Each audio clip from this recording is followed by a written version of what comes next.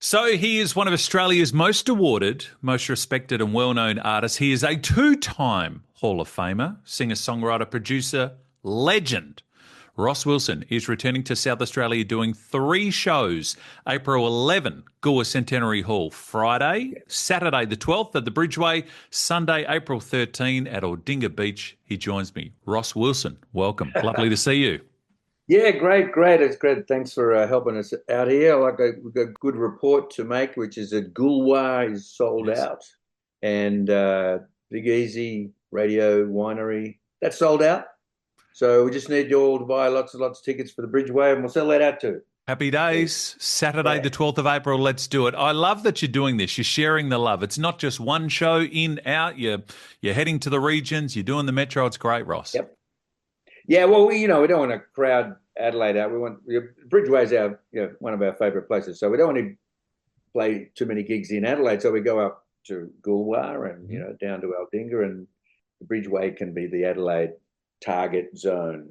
So that's what's happening. Bridgeway, big pub, plenty of Absolutely. room, classic pub rock vibes at the Bridgeway. That's how we came up. So you've called the tour Now Listen, We're Stepping Out. 50 years of hits. Do you have to stop and check yourself that it's 50 years? It's almost 6 decades, Ross, in the industry. Well, we started this tour 2 years ago, so it's actually 52 years. Whatever. Who's counting? Yeah, but it's going into well into the fifth decade, and everybody's having anniversaries. There's like I see it. What's 51 years now since the release of the Skyhooks Living in the Yes. 70s album, which I Yes. produced. And now my mates are like John Stevens going out with Noiseworks at 40 years. How Youngster. fast does that go? I mean, we're all Yeah, getting old, clearly, but 40 years, oh my Lord, it's just I know, it's amazing. amazing. Yeah. So I think of that too with the songs, and it shows you how great your work is, that it is timeless. We're hearing songs that are 5 decades old, songs that are older than me. And yet you hear it on the radio and you hear it at a Yeah. party and it doesn't matter. Nah, I still get up and have a groove around, and I think that Mondo Rock, we were kind of influential on a few people, like some of the DJ guys that have making new music, and they go, oh, when we heard "Come Said the Boy," that was really kind of a Mm. breakthrough thing, and we it helped us sort of get our stuff together in the new era. So like, who knows? We talk about it a bit on the show, Ross, about first concerts and whether they had any effect on Ah, people going forward. The internet tells me that your first concert was Johnny O'Keefe, Jerry Lee Lewis, Buddy Holly, and the Crickets. Is that right? that's right, and a 16-year-old Paul Anka. Oh, you had no chance, did you? Your musical Hey, destiny yeah, was right yeah, there. Diana. I was 10 years old, and I'd started buying 45s. Hmm. My parents had a big radiogram, and I could play stuff on that. Hmm. And I had Buddy Holly and the Crickets. That'll be the day. I said, look, Dad, Buddy Holly's coming to town. In one of they had this thing, the big show, and they were on at the festival hall, and a guy called Lee Gordon, an American guy, was always bringing out these rock and rollers, and I was really interested in that kind of stuff. And of course, I'd seen Johnny O'Keefe on TV, and then there was Jerry Lee Lewis. There was like a whole lot of shaking going on. Man, when I heard that, it really changed my life. And so then they all were in the one place. And so my dad, being a groovy guy, he said, "Yeah, okay, let's go." So he got his mate, who had a couple of boys around my age, and we were friends, and we all went along together and sitting up in the bleachers. And there was like, well, they had bodgies and widgies then. That's what they called the Hmm. young people with the greasy hair and everything. They're running around, and everyone's getting pretty excited, and the guys at Festival Hall are putting them back in their seats, and I'm thinking, oh, it's getting a bit wild. I wonder, Dad might get freaked out. He might take us home. And I looked around. He had a big grin on his face. He's just loving it. So we had a fantastic time, and being a 10-year-old, I'm thinking, oh, gee, wouldn't it be great to get up on the stage like that and jump around? So the seed was there. That is so Then a awesome. mere 6 years later, I was on that stage at the Battle of the Sounds. So there I Yeah. was. Well, Yeah. for people like me, we hear those stories of people that were so influenced by seeing the Beatles on Ed Sullivan. And yet here you Uh, are, like the greatest rock and rollers. You were able to be in the same room at the same time. And as you say, less than half a decade later, that's you. That is such a great origin story. yeah, I mean, it was. I did go along to a couple of other. Well, I went on another one. There was Crash Craddock, Mm-hmm. Boom Boom Baby. I had Boom Boom Baby. That was a couple of years later though, and Crash Craddock. He was only big in Australia for some reason. They took off here, and then he became a big country star in America. So, but Crash Craddock, there you go. And the Diamonds. I like the Diamonds. They were on as well. Yeah, the 5AA audience know all about that. So you and the all-star band, the Peaceniks, you're coming to celebrate the 50 years doing Daddy Cool and Mondo Rock, your solo stuff, and your new work too. She's Stuck on Facebook All the Time might be the greatest title ever, Ross. She's stuck on Facebook all the time. It was originally called Facebook Blues because it's a kind of up-tempo blues song. Mm-hmm. And then I went on Spotify and there was about another 50 or 20 Facebook Blues and most of them were terrible. But I didn't want to get lost in the crowd. So I was thinking about it and what can I say, and I came, and that was one of the lines in the song. I don't want no woman. She's stuck on Facebook all the time. She ain't got no time for loving. Always checking up on all her friends. But it's so true. This is the time. And I guess as a songwriter, you write what you know. I got a bit of flack at that from my daughter. She's going, that's a bit misogynist, Dad. I said, no. If you sang it, you say, he's stuck on Facebook all the time. This is about society at large, love.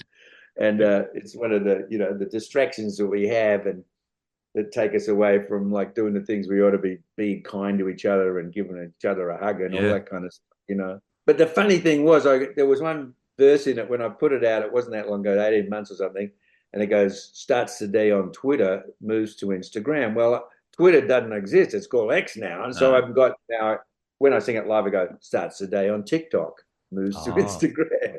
So I had to update it almost immediately. That's how fast the internet and the world, social media is changing. Crazy, isn't it?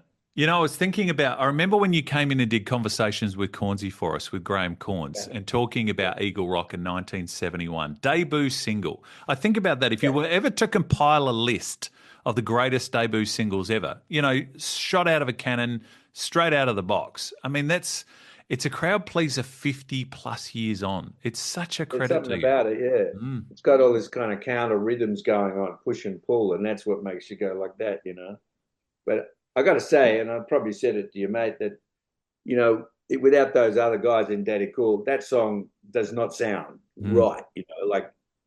My guys play it right because I make them play it. I teach them how to do it, But Daddy Cool if some other band had recorded that around the time, I've heard a lot of bad versions of Daddy Cool. That's what I'm saying. And there's something in there. It's not that easy to play right, It's there's a bit of voodoo in there. It's magic. It's like in a sporting sense, it's a wicket with your first ball.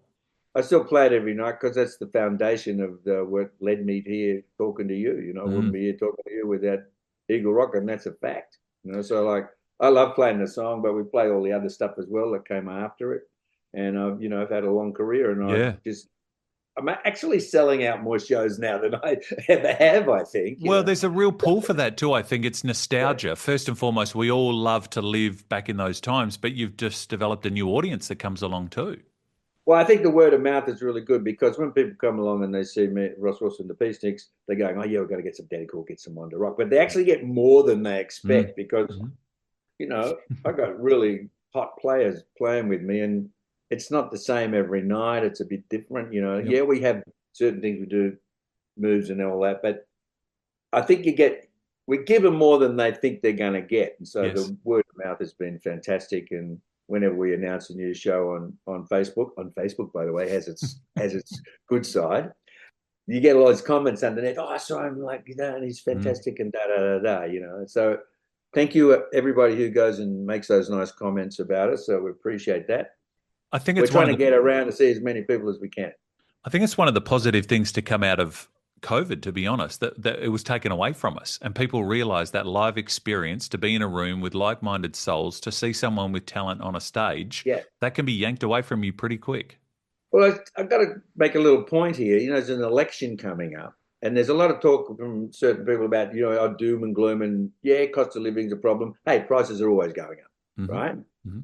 What we do, me and other musicians and the guys out in the front line playing gigs, we're the kind of canary in the coal mine. When things are bad and it all drops off, it affects us, right? But when they're going pretty good, people are going out. They're prioritising their Good times. Yeah. disposable income. They go, yeah, I want to go see these guys, and they buy a ticket, they hook up a meal or whatever, buy a few drinks, and I think everything's going quite well in that respect at the moment. It's not as doomy and glooming as everybody tends to chatter on the political lines, trying to get in and making promises they won't keep. So I don't know if people agree with me or not, but we're having a great time out there. People are going out, they're loving music again. That all of that stuff that those bare years where we had to get locked up and that's all we're all receding into the background, and everyone's going out and having a good time. So canary in the coal mine, still alive. Sold out in Goa, sold out in Ordinga. Tickets available for the Bridgeway. You told me once about Eagle Rock and the fact that you weren't quite sure where the origin of the dropping of the pants was. Does that happen every gig? Will there be pants dropping, Ross, in Goa, in Ordinga, in the Bridgeway, or is that just... No, I doubt it. It's more kind of buck shows, young guys at weddings. 21st and weddings and all of that kind of stuff. It does happen sometimes, but it's not... I think maybe they're a bit shy to do it in front of me or something. But I'm not the instigator, So we are going to do something which will be announced very soon, I think, at a big event. And part of it will be going for the world record of the pants drop. Well, it'd be pretty easy to get the world record because they've never attempted before. So even if it's only 100 people, that'll be the world record. Perfect. What's the one they do, the big festival, and they do the Nutbush? They get thousands of people to do that. Like that. For charity as well, But you don't take your undies off, guys. You keep just the pants, If you wear some nice boxer shorts under your jeans and correct, just have your jeans around the ankle, family show. We want to keep it clean. Yeah, you are one of the icons of the industry. To see you live is what it's all about. The record speaks for itself. 26 top 40 charting songs, just hit after hit after hit. It is going to be some sort of show. So good luck to the people that have already got the tickets for Goa. You'll be there on Friday night, the 11th. Good luck to the Aldinga folk on the 13th, the Sunday. We want to stress the only tickets you can get to see the great Ross Wilson is on Saturday, April 12 at the Bridgeway. You can get on the Bridgeway website or rosswilson.com.au for all the links to the tickets. Hey, thanks again for your time. And great to see you. Thank you for coming back to see us. My pleasure. See you soon. There he is, the icon, Ross Wilson. Get to the Bridgeway, folks, Saturday, April 12.